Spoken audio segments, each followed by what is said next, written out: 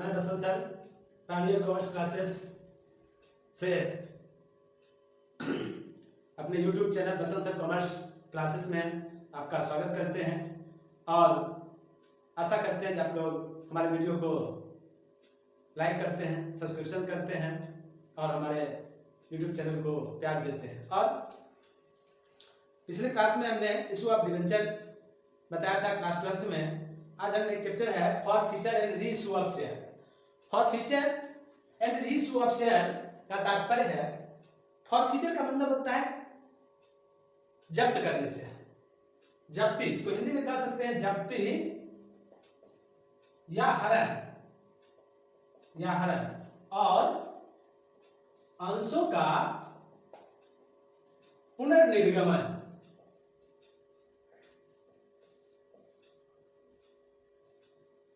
पुनर्निर्गमन तो for feature का तात्पर्य है शेयर को जब्त करने से, यानी for feature of share means compulsory termination of membership, यानी जो शेयर है, जो शेयर इशू किया है वो जब्त कर देता है कंपनी टर्मिनेशन कर देता है मेंबरशिप को, उसकी सदस्यता खत्म कर देता है। तो उसके कुछ कारण है, इस कारण को हम जाने क्यों फॉर फीचर किया जाता है कंपनी के द्वारा शेयर का। इसके कुछ कारण है। कंपनी को यह पावर है जो अपने शेयर को जब्त कर सकता है।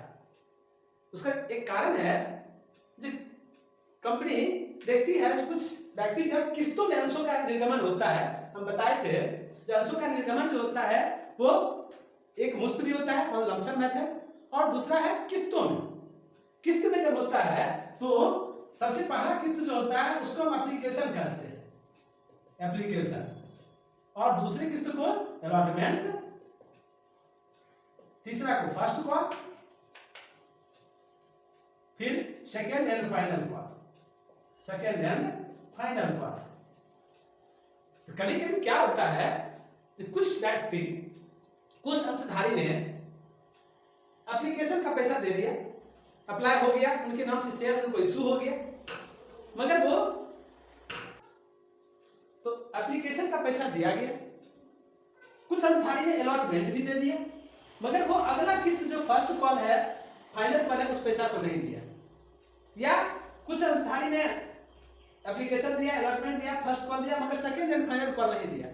तो एक भी किस्त का कंपनी को पावर है वो अंशधारी को, जो अंशधारी ने बकाया राशि का भुगतान नहीं किया, चाहे वो अलॉटमेंट हो, फर्स्ट कॉल हो, फाइनल कॉल हो, किसी भी किस्त का भुगतान नहीं किया, तो उस शेयर को कंपनी जब्त कर सकती है। ठीक है, जैसे हम एक उदाहरण के तौर पर समझे हैं, जे किसी व्यक्ति ने, एक राम नाम का व्यक्ति है और राम नाम के व्यक्ति ने एक गाड़ी ईएमआई पर खरीदा। ईएमआई हम लोग सभी जानते हैं, आजकल सभी जो फिक्स्ड एसेट्स है वो सब ईएमआई पर अधिकतर व्यक्ति खरीदते हैं। तो उन्होंने गाड़ी, मोटरसाइकिल परचेज किया और मोटरसाइकिल की कीमत 1 लाख रुपया था। 1 लाख में उन्होंने 30,000 रुपया खरीदने के वक्त दिया, परचेज के टाइम में, सिक्योरिटी मनी, उसको कहते हैं सिक्योरिटी मनी। और सिक्योरिटी मनी 30,000 दिया, शेष 70,000 रुपया लोन के रूप में रहा और इस पर ईएमआई बना। ईएमआई 4 ईएमआई देने के बाद वह पैसा देना बंद कर दिया, नहीं दिया, तो उस स्थिति में क्या करेगा? उस स्थिति में कंपनी जो है उसको नोटिस भेजेगा, आप पैसा दीजिए, फोन के द्वारा, घर पर जाके पर्सनली भेंट करके उनको कहेगा, मगर तो भी वह पैसा नहीं देगा, तो उसको पावर है वह गाड़ी को जब्त कर सकता है और फिर से उस गाड़ी को उसको प्रपोजल देगा, जब का जितना पैसा है पेड कीजिए और गाड़ी ले जाइए। उसके बाद भी अगर वो आदमी नहीं ले जाता, वो गाड़ी नहीं लेता, तो उस गाड़ी को वह फिर से दूसरे व्यक्ति को बेच सकता है। ये कंपनी को पावर है। ठीक है, इसी तरह से शेयर में भी ये बात लागू होता है। शेयर में भी एप्लीकेशन हो जाने के बाद, एप्लीकेशन का कोई भी अंशधारी पैसा दे देता है, उसके बाद किसी भी प्रकार का बकाया होता है, वो अलॉटमेंट नहीं दे, फर्स्ट कॉल नहीं दे, सेकेंड कॉल नहीं दे, तो उस शेयर को कंपनी जो है जब्त कर सकती है। उसको यह पावर है।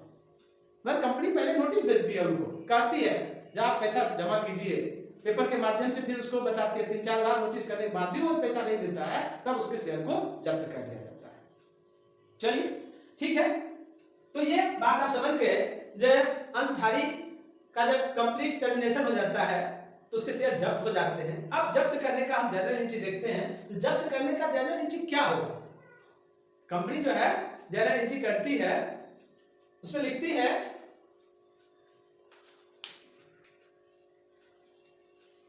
तो इसमें जो जनरल एंट्री होता है जब्ती का, वो होता है कंपनी शेयर को इशू करती है 3 प्रकार से हम बताए हैं, at par, share issue at par, share issue at premium, share issue at discount.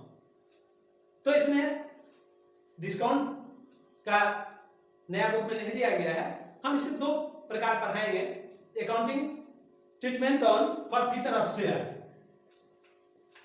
Forfeiture of share का जनरल एंट्री देखेंगे। जो when share issued at par, issued at par, सममूल्य पर जारी अंशों की जब्ती का जो लेखा होगा, तो वो लेखा होगा शेयर कैपिटल अकाउंट दिया, शेयर कैपिटल अकाउंट दिया, to share forfeited account, forfeited account, to share allotment account, to share first call account, to share final call account. तो शेयर कैपिटल अकाउंट में शेयर का जो पूरा राशि है उसको लिखेंगे, संपूर्ण राशि।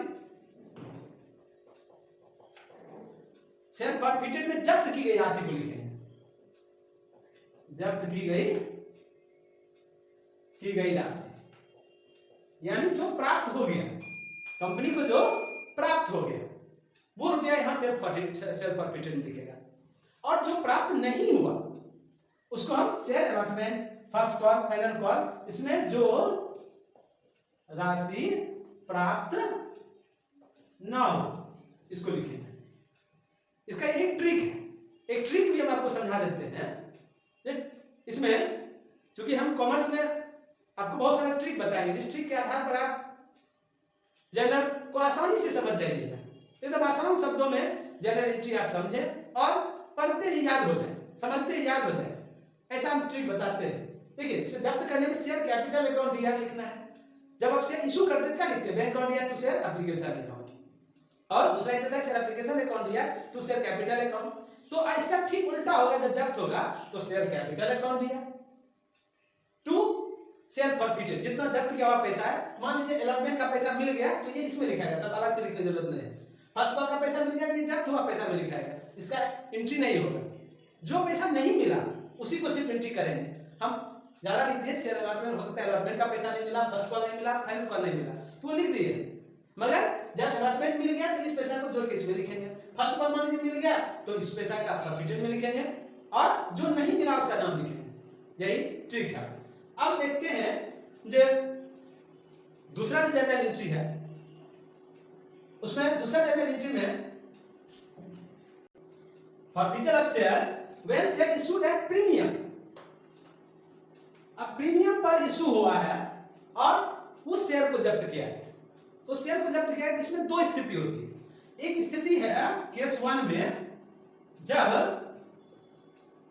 प्रीमियम की राशि प्राप्त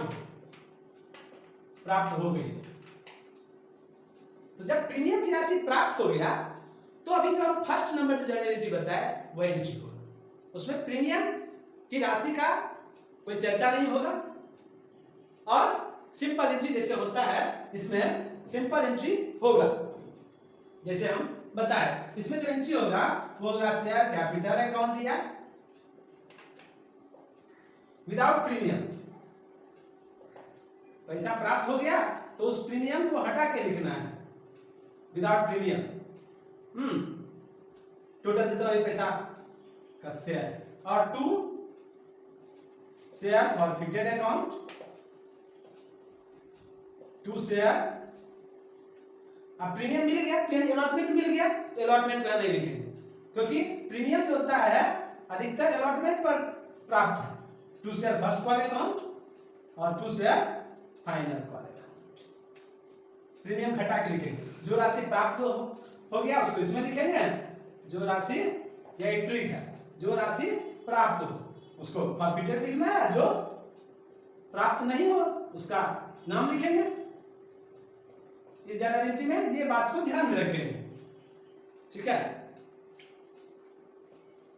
और केस 2 में जब प्रीमियम की राशि प्राप्त न हो, प्रीमियम की राशि प्राप्त नहीं हो, तो प्रीमियम नहीं मिला तो उसका एंट्री करना है।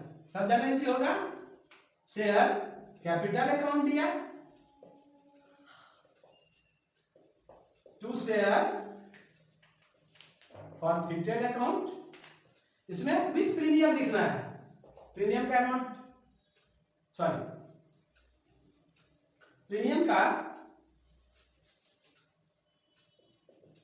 यहां एंट्री अलग से होगा, सिक्योरिटी प्रीमियम अकाउंट दिया, सिक्योरिटी प्रीमियम अकाउंट दिया, इसमें प्रीमियम की राशि लिखाएगा,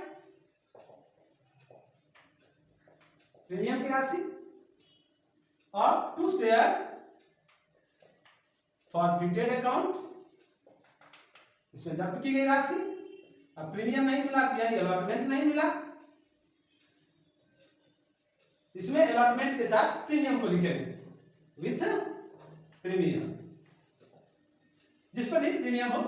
ऐसे अलॉटमेंट पर मैक्सिमम रहता है 2 share first call account, 2 share final call account, और नरेशन लिखेंगे बीइंग इतना share forfeited due to non payment of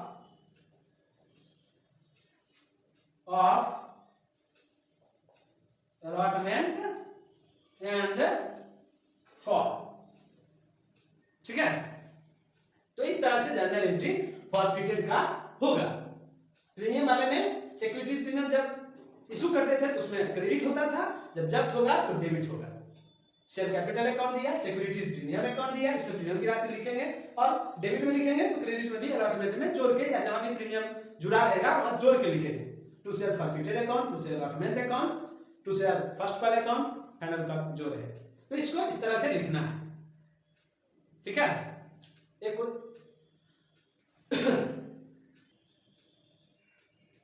अब देखते हैं इसमें एक क्वेश्चन जो है फॉरफिटेड का, वो क्वेश्चन नंबर फर्स्ट हम एसके सिंह से, आपको एसके सिंह की बुक से पढ़ा रहे हैं। एसके सिंह एसवीपीडी पब्लिकेशन की बुक है। इस बुक का पहला क्वेश्चन जो है, फर्स्ट नंबर क्वेश्चन, उसको देखते हैं। आप लोग देखिए बुक से, जो इसमें पहला क्वेश्चन है, पहला question very short type question. So दिया है Z limited forfeited 1000 equity share of 10 each for the non-payment of the first call of 2 per share. The final call of 3 per share was yet to be made. Calculate the maximum amount of discount at which these shares can be reissued. ये reissued की चर्चा कर रहा है। तो Z limited जो है 1000 equity share है और 10 रुपया उसका कीमत है। उसमें से फर्स्ट कॉल 2 रुपया और फाइनल कॉल 3 रुपया वो नहीं दिया। फर्स्ट कॉल का फर्स्ट कॉल 2 रुपए की दर से और फाइनल कॉल 3 रुपए की दर से नहीं दिया। कितना नहीं दिया? 5 रुपया। तो 10 रुपया में 5 रुपया नहीं दिया, दिया कितना? 5 रुपया। और उसके शेयर को जब्त कर लिया गया, यानी उसका 5 रुपया प्रति शेयर जब्त हुआ। तो उसमें पूछता है मैक्सिमम छूट, मैक्सिमम डिस्काउंट कितना दिया जा सकता है। तो मैक्सिमम डिस्काउंट जो है, जितनी राशि जब्त हुई है उतना मैक्सिमम डिस्काउंट मिल सकता है। मैक्सिमम डिस्काउंट अगला जब रीइश्यू करेगा तो उतना रुपया मैक्सिमम डिस्काउंट दिया जा सकता है, यानी आंसर होगा जिसमें 5 रुपीज मैक्सिमम डिस्काउंट कंपनी दे सकती है रीइश्यू पर। इसमें एक लाइन में आंसर लिखना है, इसमें बनाना कुछ है, जनरल एंट्री नहीं कहा जा रहा है। अब हम 3 नंबर इसका क्वेश्चन देखते हैं जिसमें आप जनरल एंट्री कर सकते हैं।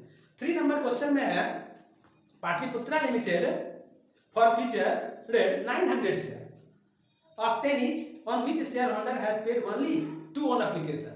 मात्र वो एप्लीकेशन पर 2 रुपया दे रहा है 3 नंबर क्वेश्चन में। तो 3 नंबर क्वेश्चन में वो मात्र 2 रुपया एप्लीकेशन का मात्र रिसीव हुआ है, एप्लीकेशन 2 रुपीज रिसीव हुआ और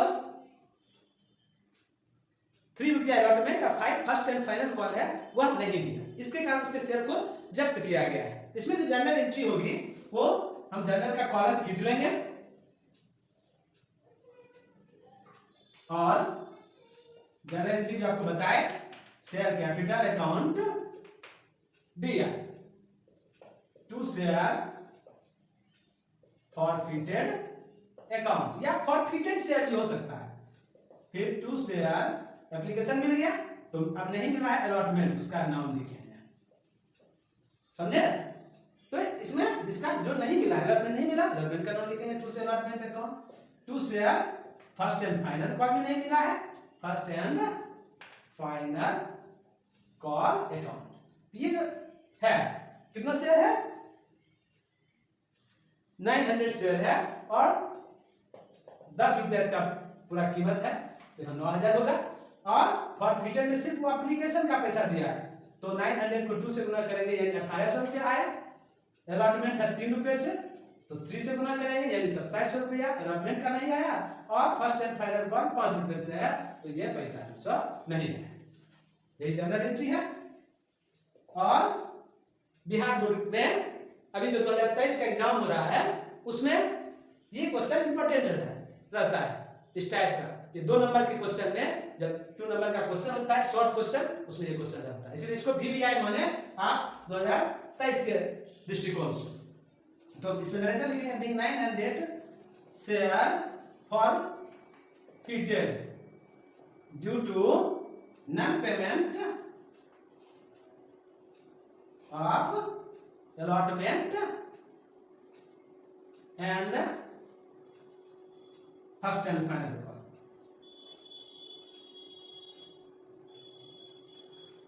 ठीक है।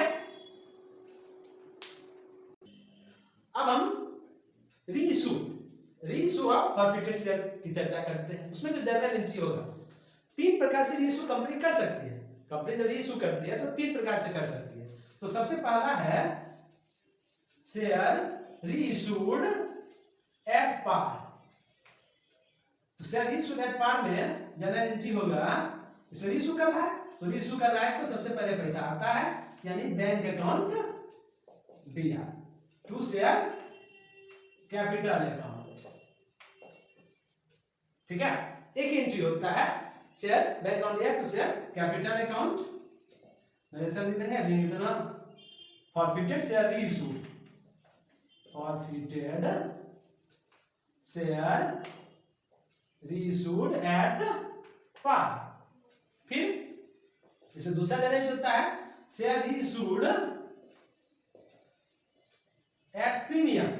अब प्रीमियम पर भी रीइशू किया जा सकता है तो वहां क्या एंट्री होगा, उसका एंट्री होगा बैंक अकाउंट दिया to share capital account to securities premium account, to securities premium account. Narration लिख देगा इसी तरह बैंक इतना forfeited share reissued at premium. ठीक है। If forfeited share reissued at discount। अब छूट पर अंशों का पुनः निर्गमन किया। ज्यादातर देखा जाता है ज्यादातर कंपनी छूट पर पुनः निर्गमन करती है क्योंकि जो जब्त किया हुआ पैसा है तो उसको लगता है जब्त किया हुआ पैसा तो मेरे पास है तो कुछ कम कीमत पर भी बेच सकता है। ज्यादातर एंट्री क्वेश्चन में एंट्री भी इसी से रहता है, इसको थोड़ा ध्यान से देखेंगे। इसमें जैसे पैसा आया रीइशू किया गया तो पैसा आया, बैंक अकाउंट दिया। फिर जो कमी है, जो डिस्काउंट दिया गया, उस कमी की पूर्ति वो जब्त किया हुआ पैसा से करता है। शेयर, यहाँ डिस्काउंट नहीं लिखेंगे, यहाँ शेयर फॉरफिटेड अकाउंट लिखेंगे। वो जो जब्त किया हुआ पैसा है उससे पूर्ति इसको करता है। Debit to share capital account. ठीक है, तो इसमें जो कमी राशि है, जो डिस्काउंट दिया गया है, उसको यहां लिखा जाएगा, डिस्काउंट की राशि को यहां लिखेंगे, और जो पैसा आ रहा है उसको यहां लिखेंगे, पूरा अमाउंट से शेयर कैपिटल अकाउंट को लिखेंगे। अब एक एंट्री जो है वो सभी स्थिति में होगा। पहला स्थिति जो share reissued at par, share reissued at premium और शेयर रीइशूड एट डिस्काउंट, तीनों स्थिति में अगर पैसा बचता है, किसका, जब्त किया हुआ पैसा, जब्त किया हुआ पैसा जो भी शेष बचता है, तो उस पैसे को कैपिटल रिजर्व अकाउंट में ट्रांसफर किया जाता है। ठीक है, तो पैसा बचता है, जो भी पैसा, तो उस पैसे को कैपिटल रिजर्व अकाउंट ट्रांसफर करेगा। तो जनरल एंट्री होगा शेयर फॉरफिटेड अकाउंट दिया टू कैपिटल रिजर्व अकाउंट।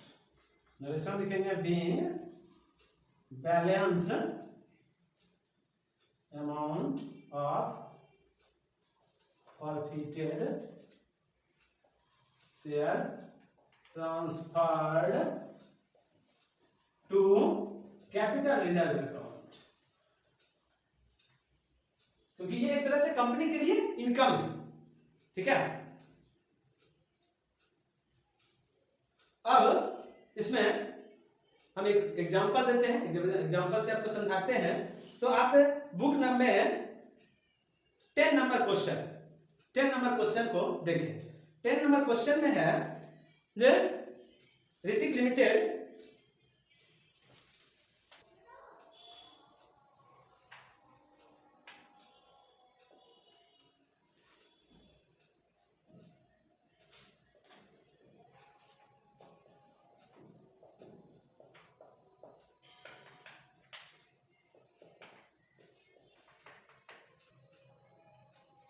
दस नंबर जो क्वेश्चन है इसमें, उसमें देखिए ऋतिक लिमिटेड क्वेश्चन है forfeited 30 share of 10 is fully corner